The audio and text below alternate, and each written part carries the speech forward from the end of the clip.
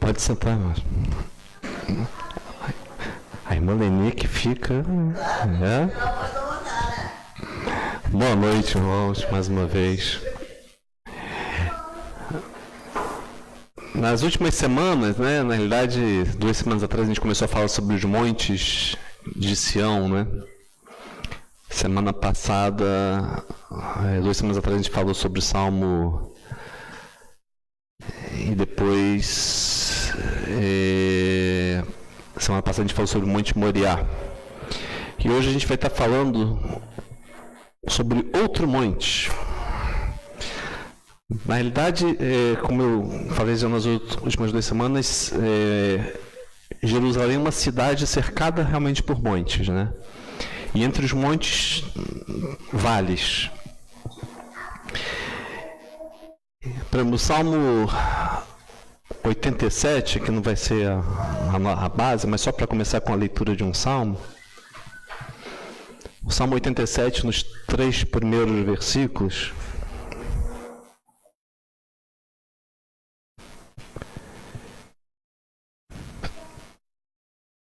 ele diz o seguinte: Salmo e cântico para os filhos de Coré. O seu fundamento está nos montes santos. O Senhor ama as portas de Sião mais do que todas as habitações de Jacó. Coisas gloriosas se dizem de ti, ó cidade de Deus. Se referindo aqui à cidade de Jerusalém, se referindo aos montes santos em Jerusalém. Em Jerusalém especificamente, como eu falei, tem vários. Se você for procurar, inclusive, na internet, que é mais fácil para vocês terem acesso, você vai ver pessoas falando que tem 4 montes, tem outros que vão falar que tem 7 montes, tem outros que vão falar que tem 11 montes, 12. Então, na realidade, isso depende muito da forma como cada um vai encarar. Porque, por exemplo, tem montes que são considerados do Monte Sião, mas que são partes daquele composto de montanhas.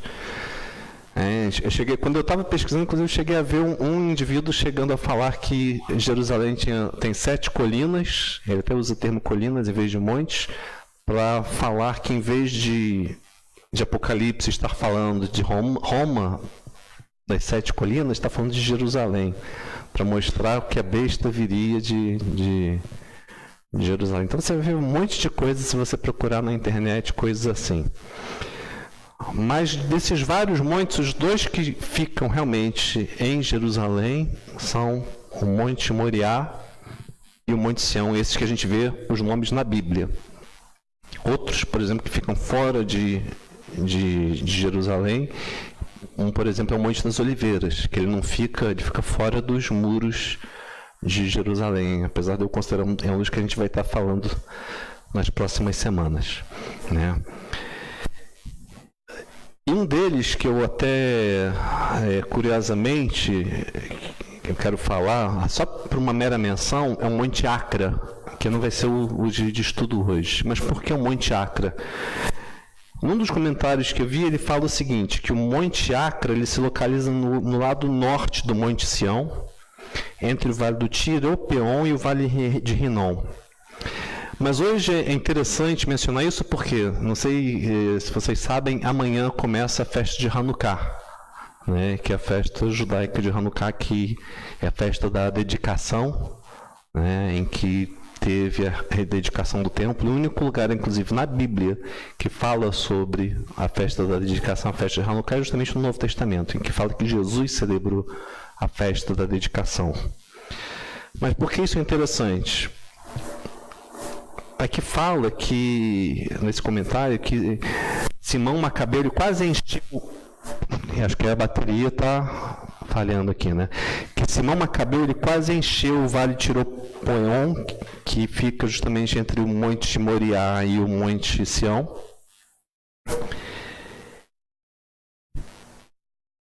E ele também reduziu a altura do Monte Acra, que é justamente esse monte que eu estou falando, para fazê-lo mais baixo que o Monte Moriá, onde ficava o templo. Então, Simão Macabeu foi um dos filhos, né, de Judas Macabeu, e que ele acabou... O som está... Será que está muito alto?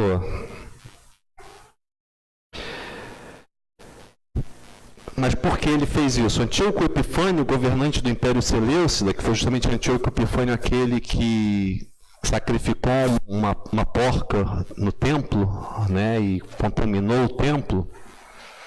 Então ele era o governante do Império Seleucida, ele construiu uma fortaleza no Monte Acra, depois de conquistar a cidade em 168 a.C., e de lá governar o povo judeu.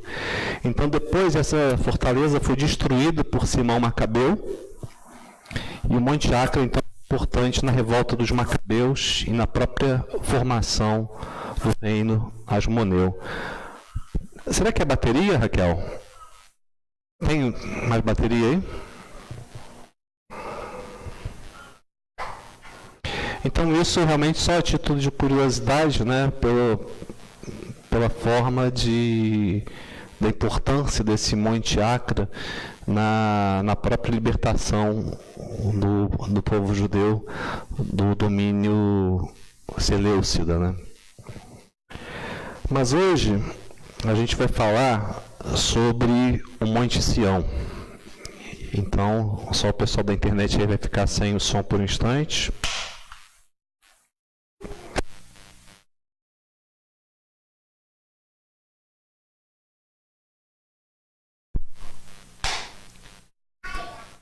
Alô, alô. Vamos ver se vai ficar. Obrigado. Então, o Monte Sião. O que é o Monte Sião?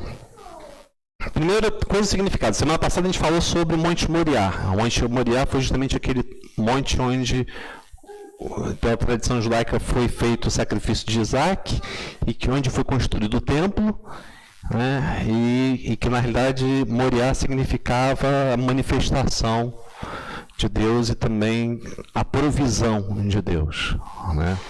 E eu creio que cada um desses montes que a gente vai estar falando, eles apontam na realidade para Jesus. O Monte Sião não é diferente, porque Sião, aí o comentário diz o seguinte: possivelmente o vocábulo tem relação com o árabe tsana, que significa proteger, defender. Por conseguinte, Sion, que é a palavra em hebraico, pode ter tido o sentido de lugar de defesa, fortaleza. Outros, aí só a título de curiosidade, são da opinião de que o vocábulo deriva da palavra tsahá, ser calvo, conforme a grafia siríaca desse nome. Eu, pessoalmente, não é por falta de ser calvo também que eu concordo, mas realmente não vejo sentido para isso. É mais no sentido de defesa mesmo, de fortaleza. E por quê? Qual foi a primeira menção do Monte Sião na Bíblia? Vamos abrir as nossas Bíblias em 2 Samuel, capítulo 5.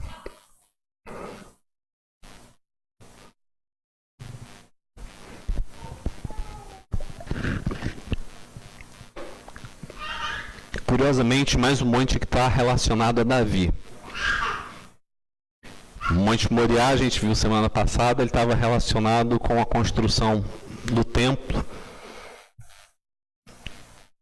justamente no local, na Era de Jordão, onde Davi comprou aquele terreno e que depois acabou sendo construído o templo. Aqui no capítulo 5 de 2 Samuel, a gente vê quando Davi, então, é constituído rei sobre todo Israel. E no versículo 6, diz o seguinte: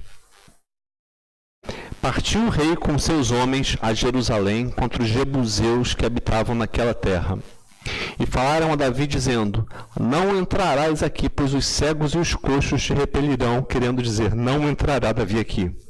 Porém, Davi tomou a fortaleza de Sião. Esta é a cidade de Davi. Então, Sião, na realidade, esse monte que depois acabou sendo conhecido como a cidade de Davi, ele era justamente uma elevação fortificada entre os vales de Cedron e esse outro vale, Tiropeon, que era um vale com esse nome que foram os romanos que deram. Então, Davi ele capturou essa região dos jebuseus. Por que jebuseus? Porque o nome da cidade de Jerusalém era Jebus, né? E aí eram jebuseus e depois ele acabou dando o nome de Jerusalém, mas ela também ficou conhecida como a cidade de Davi. Por quê?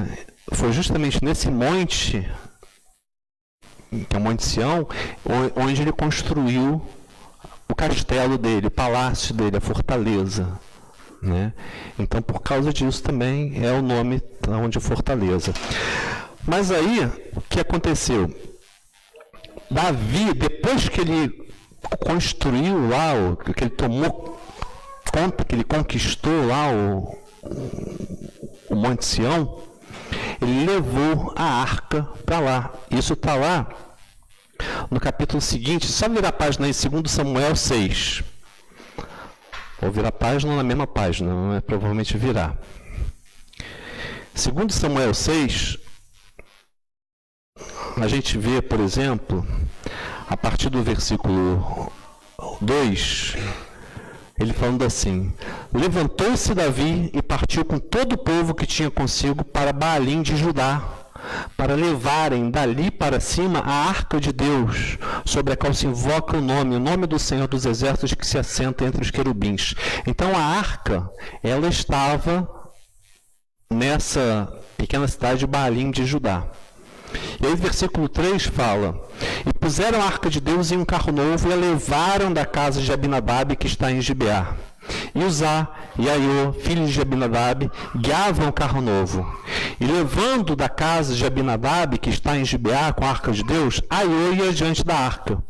E Davi e toda a casa de Israel festejavam perante o Senhor com toda sorte de instrumentos de pau de faia, como também com harpas e com saltérios e com tamborins e com pandeiros e com símbolos. E chegando à eira de Nacon, estendeu Uzã a mão à arca de Deus e pegou nela, porque os bois a deixavam pender. Ou seja, ela estava caindo, né?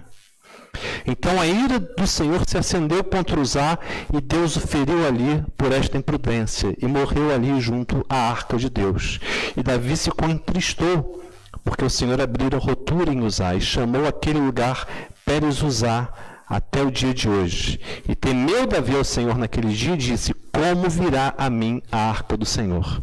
Então Davi nesse momento ele ficou com medo, porque a ideia dele era pegar a arca lá de Baalim de Judá e levar para Jerusalém. Então, versículo 10 ele continua: e não quis Davi retirar para junto de si a arca do Senhor, a cidade de Davi, mas Davi a fez levar à casa de Obed-edom, o giteu. Agora minha pergunta é: por que logo com esse homem, né? Será que ele não gostava tanto assim desse homem, né? Só uma brincadeira.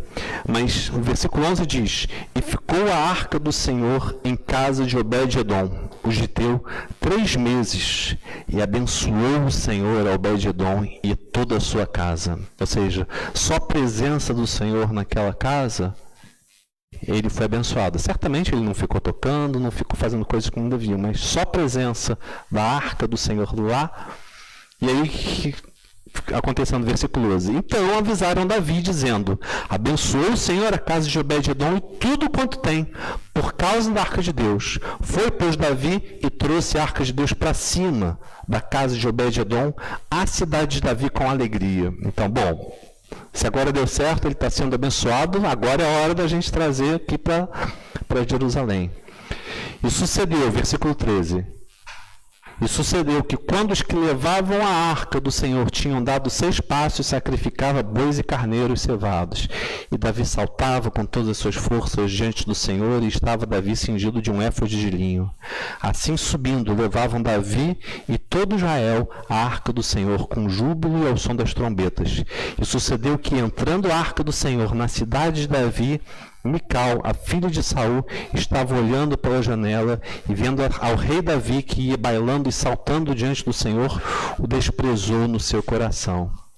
E, introduzindo a arca do Senhor, a puseram no seu lugar, na tenda que Davi lhe armara, e ofereceu Davi holocaustos e ofertas pacíficas perante o Senhor. Depois você pode acabar de ler o capítulo aí.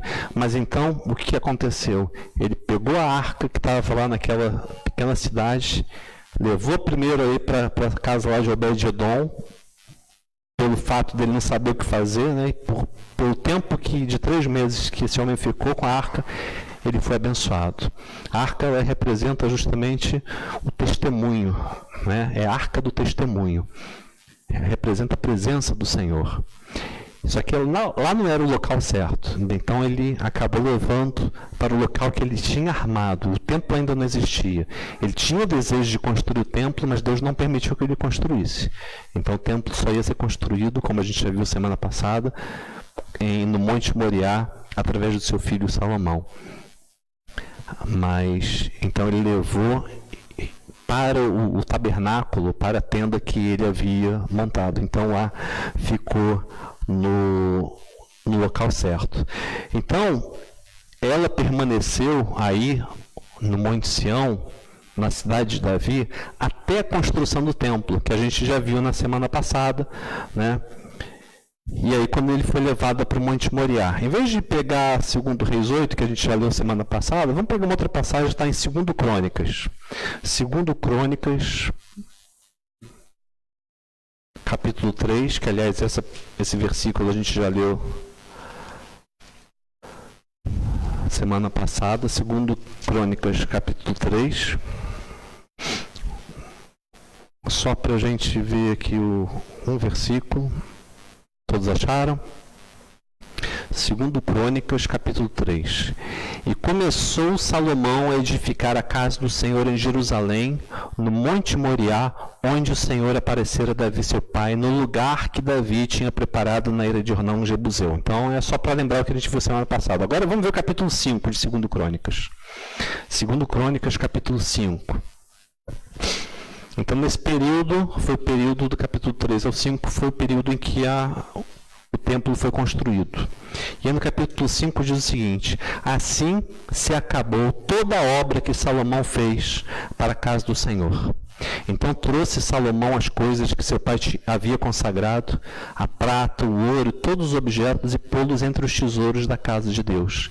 Então Salomão congregou em Jerusalém os anciãos de Israel e todos os chefes das tribos, os chefes dos pais entre os filhos de Israel, para fazerem subir a arca do Senhor da cidade de Davi, que é Sião. E todos os homens de Israel se congregaram ao rei na ocasião da festa, que foi no 7º mês. E vieram todos os anciãos de Israel, e os levitas levantaram a arca, e fizeram subir a arca e a tenda da congregação, com todos os objetos sagrados que estavam na tenda. Os sacerdotes e os levitas os fizeram subir. Então o rei Salomão e toda a congregação de Israel, que se tinha reunido com ele diante da arca, sacrificaram carneiros e bois que não se podiam contar nem numerar por causa da sua abundância. Assim trouxeram os sacerdotes a arca da aliança do Senhor ao seu lugar, ao oráculo da casa, ao lugar santíssimo, até debaixo das asas dos querubins. Vamos parar por aí. Então é curioso que tanto numa quanto na outra, tanto quando foi levado à cidade de Davi, na tenda, no tabernáculo, agora foi levado ao Monte Moriá, no templo, e nos dois momentos fala essa expressão. Ela foi levada ao seu lugar, ou seja, o lugar que ela pertencia, o lugar que Deus queria que ela ficasse, o lugar que era aquele, né? Então, a gente precisa primeiro entender que aqui em relação à arca e também em relação ao Monte Sião, e por que eu estou falando isso? Porque até esse momento, o Monte Sião e o Monte Moriá eram, a gente viu, como viu aqui, dois locais distintos, né? Só que, ao longo do tempo, o Monte Moriá acabou perdendo esse nome e o nome Sião acabou dominando. Tanto que a gente depois vai acabar vendo algumas passagens, o próprio Monte Moriá acabavam chamando Monte Sião. E o próprio nome Sião acabou sendo espalhado para a própria cidade de Jerusalém. Então, às vezes Sião era relacionado não só ao templo, mas também relacionado aos arredores do templo, se referia às vezes à própria cidade de Jerusalém, como a gente viu, inclusive, no Salmo 87. E muitas vezes o próprio nome Sião se confundia com a própria nação de Israel. Se você for ver os profetas também designavam a própria nação de Israel como Sião, né? Então, vamos ver aqui Salmo 48.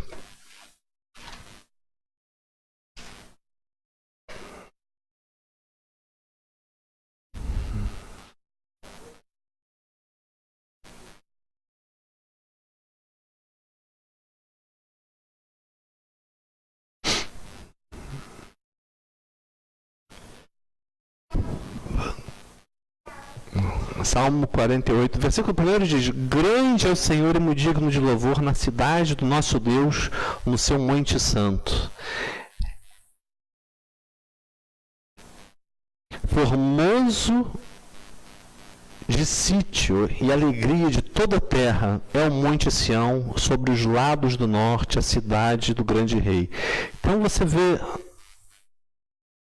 aqui: grande é o Senhor e muito digno de louvor na cidade do nosso Deus, no seu monte santo. Ou seja, o monte é santo. O monte santo, na realidade, deveria ser o local onde ele habita, que é onde está o templo. Certo? Só que aqui, a gente vê no versículo 2, formoso de sítio, alegria de toda a terra, é o monte Sião, sobre os lados do norte, a cidade do grande rei. Então já confunde o santo monte, que seria o Monte Moriá, com o monte Sião, e ainda fala a cidade do grande rei, ou seja, o próprio Sião é aplicado tanto ao Monte Santo, que seria o Monte Moriá, como a própria cidade de Jerusalém.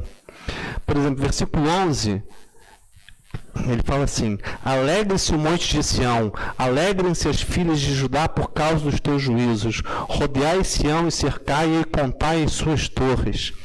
E na realidade, se você for tirar várias passagens, você vai ver que na realidade Sião acabou se tornando um nome representativo da própria nação de Israel. E por que isso? Sião, ela é constantemente, e aqui a gente viu um exemplo, ela é constantemente apresentada como a cidade de Deus. A cidade de Deus na era vindoura e também o local da habitação de Deus. Né? Vamos ver duas passagens. Primeira passagem, Isaías 8. Isaías capítulo 8.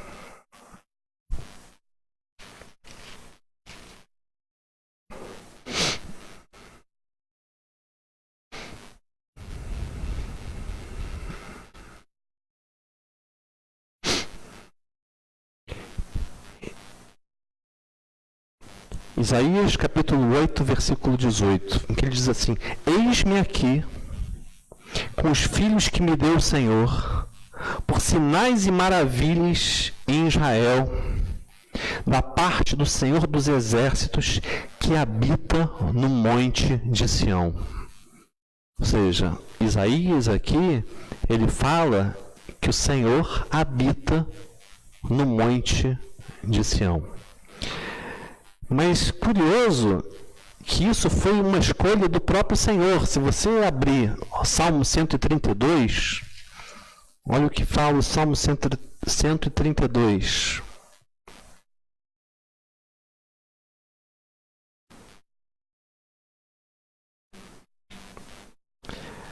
Aqui a gente vê que é o próprio Senhor como se estivesse respondendo a Davi, quando Davi quis construir o templo e fez uma aliança com ele. Vamos ver a partir do versículo 11. O Senhor jurou com verdade a Davi e não se apartará dela. Do fruto do teu ventre porei sobre o teu trono. Se os teus filhos guardarem a minha aliança e os meus testemunhos que eu lhes hei de ensinar, também os seus filhos se assentarão perpetuamente no seu trono. Porque o Senhor escolheu a Sião, desejou-a para a sua habitação, dizendo: este é o meu repouso para sempre, aqui habitarei, pois o desejei. O próprio Senhor desejou habitar em Sião, o próprio Senhor desejou habitar no Monte Sião. Ele próprio escolheu aquele local. E por causa disso, se tornou um monte santo. O monte em si, ele não é santo por si mesmo.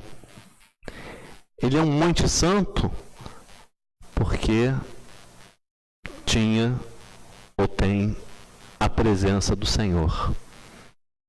Assim como nós nos tornamos santos porque nós temos a presença do Senhor em nós. Todos aqueles que são filhos de Deus, que já confessaram ao Senhor Jesus como Salvador, nós somos santos. Diferente do que a Igreja Católica prega, né? Que tem que fazer um milagre, ser testemunhado por sei lá quantos, né? Tem que ter confirmação. Então tem toda a regra para a pessoa ser considerada santa na Igreja Católica. Mas a Bíblia, perante a Bíblia, nós cremos que cada um de nós somos santos, se o Espírito do Senhor habita em nós. E essa era a condição para o Monte Sião também ser santo, a presença do Senhor, né? Então, se a gente for ver bem, o primeiro Monte Moriá foi o Monte da Promessa, o monte da manifestação do Senhor e da promessa dele que ele faria a provisão. Ele ia prover o cordeiro. Aqui no Monte Sião é o local da presença de Deus, o local em que ele habita. Mas olha só curioso, mesmo o Monte Sião sendo o local santo, o local da presença, da habitação do Senhor, devido à obediência do povo de Israel, nem mesmo Sião seria poupado por causa dos pecados do povo. Vamos ver Lamentações. Lamentações de Jeremias, que é logo depois lá do livro de Jeremias. Lamentações, capítulo 1.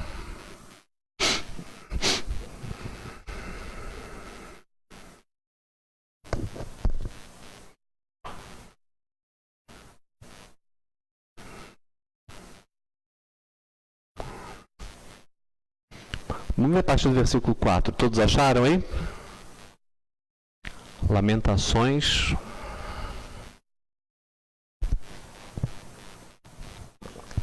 Capítulo 1. A partir do versículo 4.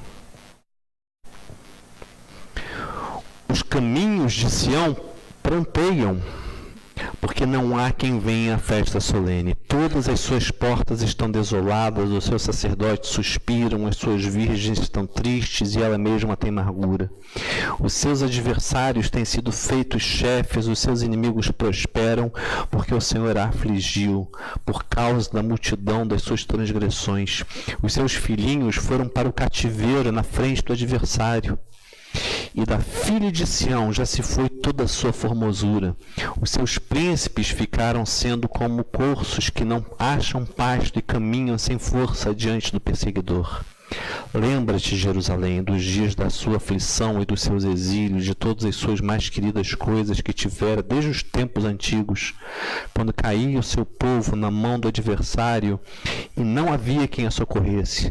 Os adversários a viram, fizeram escárnio da sua ruína. Jerusalém gravemente pecou, por isso se fez errante. Todos os que a honravam a desprezaram, porque viram a sua nudez. Ela também suspira e volta para trás. Então aqui Jeremias ele está lamentando pelos pecados do povo judeu, pelos pecados de Sião, pelos pecados de Jerusalém. Aqui a gente vê Sião representando o povo judeu, sim. E como ele lamentando pelo fato do povo ter sido levado para o cativeiro, né? E no versículo 8 fala que Jerusalém gravemente pecou e por isso se fez errante. Só que o belo de Deus é que ele não pune somente, ele também promete a redenção. E assim como o cativeiro por causa do pecado veio a Sião, ele também prometeu a Israel, prometeu a Sião que a redenção viria. E eu creio que ela viria também de Sião, né? Vamos ver uma coisa. Primeira coisa, vamos ver Ezequiel. Ezequiel vem logo depois lá de Lamentações. Ezequiel capítulo 38.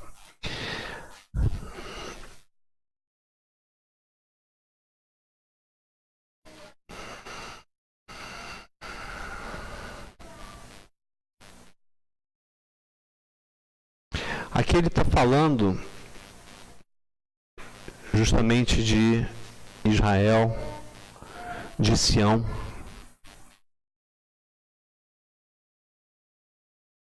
E no versículo 12, ele fala o seguinte: a fim de tomar o despojo, para arrebatar a presa e tornar a tomar contra as terras desertas que agora se acham habitadas e contra o povo que se congregou entre as nações, o qual adquiriu gado e bens e habita no meio da terra. Ele mostra aqui, no meu entendimento, Jerusalém, Israel, como o centro da terra, né? Tem até aquela organização lá do Rio Grande do Sul, chamada da meia-noite, né?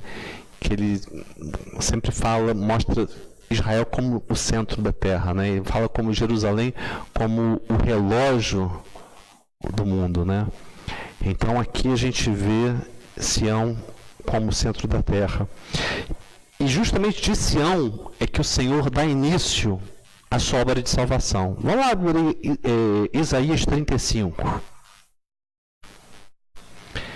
Isaías, capítulo 35. Já estou quase acabando.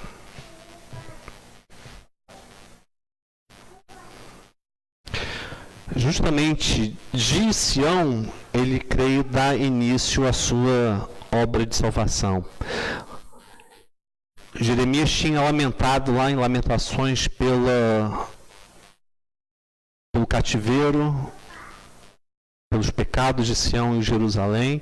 E aqui no versículo 10 de Isaías 35, ele fala assim: os resgatados do Senhor voltarão e virão a Sião com júbilo, e alegria eterna virá sobre as suas cabeças.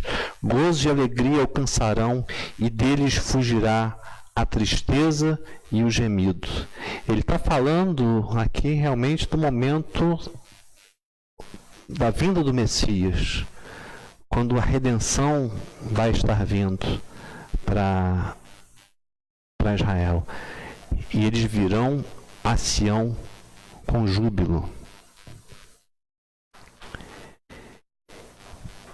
E é justamente também através de Sião que ele começa também o seu juízo contra o pecado. No capítulo 28, versículo 16. No capítulo 35 que a gente leu, ele estava falando justamente sobre o Messias. E aqui ele também fala de uma promessa através do Monte Sião. Isaías 28, versículo 16 diz o seguinte: portanto, assim diz o Senhor Deus: eis que eu assentei em Sião uma pedra já provada, pedra preciosa de esquina, que está bem firme e fundada. Aquele que crer não se apresse. Então, ele assentou em Sião uma pedra de esquina.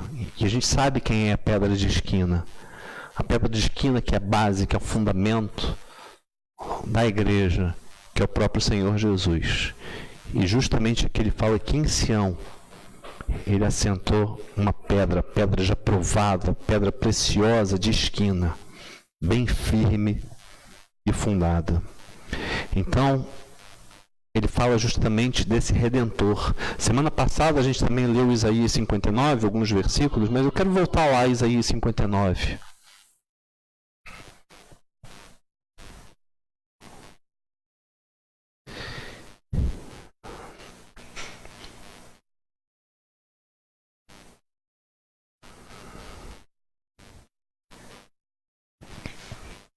Isaías 59, como eu falei na semana passada, é um capítulo que ele fala sobre o pecado de Israel, que ele busca um intercessor, não havia ninguém, e ele promete que ele mesmo traria salvação.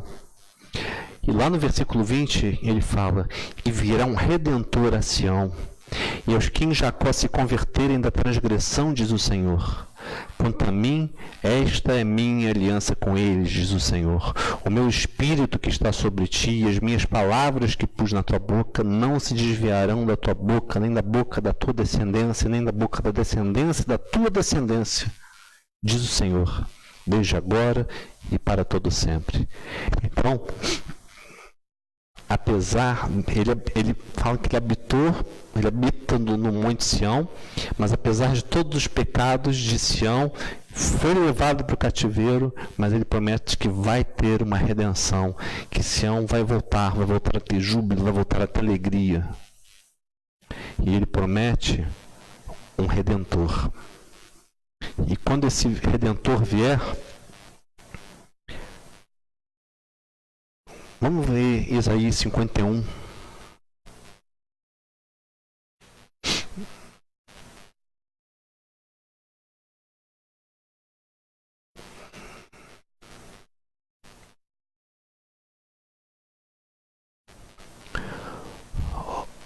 Isaías 51, versículos 1 a 3.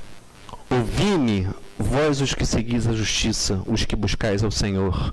Olhai para a rocha de onde fostes cortados, e para a caverna do poço de onde fostes cavados. Olhai para Abraão, vosso pai, e para Sara, que vos deu a luz, porque sendo ele só, o chamei e o abençoei e o multipliquei.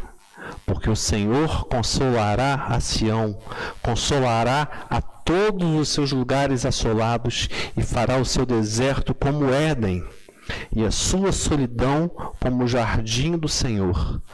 Gozo e alegria se achará nela, ação de graças e voz de melodia.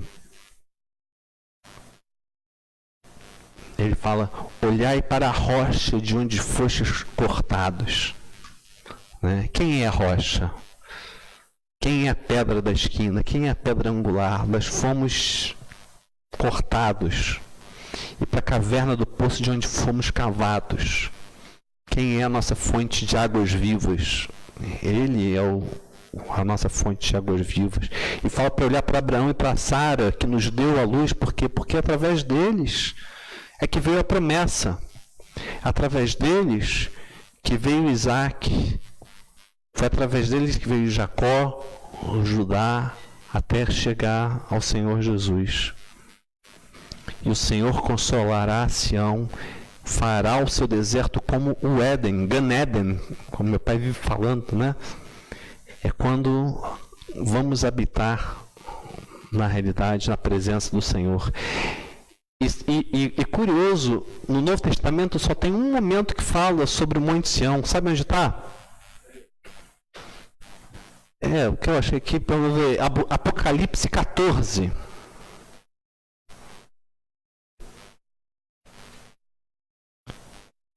Apocalipse 14, versículo 1.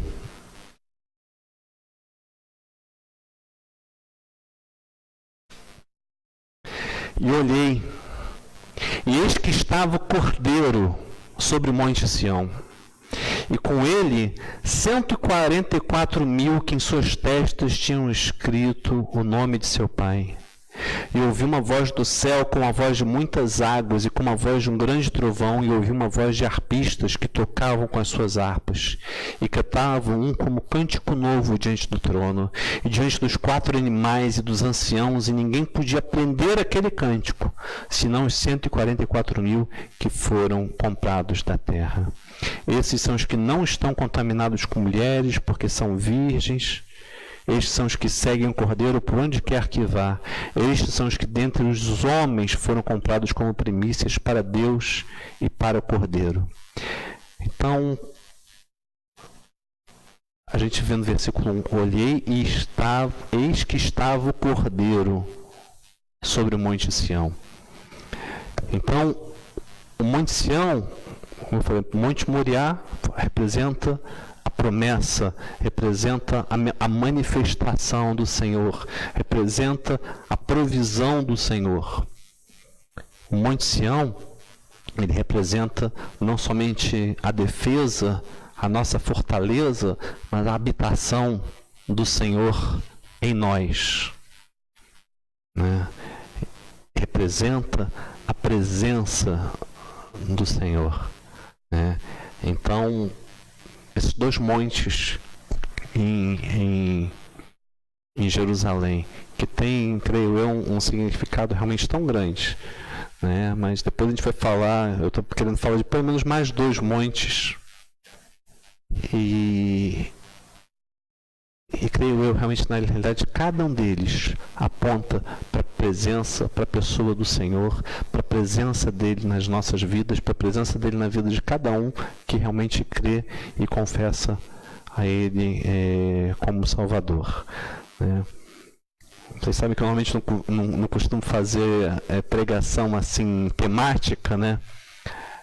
Faço mais pregação expositiva, mas realmente creio eu, ainda mais nesse final do ano, é algo que tem realmente me incomodado, e no sentido de estar falando sobre isso. E para o ano que vem, eu tenho realmente sentido um desejo muito grande para o ano que vem fazer algo diferente. Fazer pregações mostrando a presença do Senhor no Antigo Testamento, a presença de Jesus no Antigo Testamento. Eu quero fazer tipo assim uma passagem mesmo de ponta a ponta de Gênesis a Malaquias, falando sobre isso, né? Então, tá orando, vamos estar vendo. Se acabar no meio, acabar tendo que mudar, mas vamos orar. Pai, em nome de Jesus, eu te agradeço. Te agradeço por essa mensagem que tu falaste ao meu coração, e que a mesma forma como foi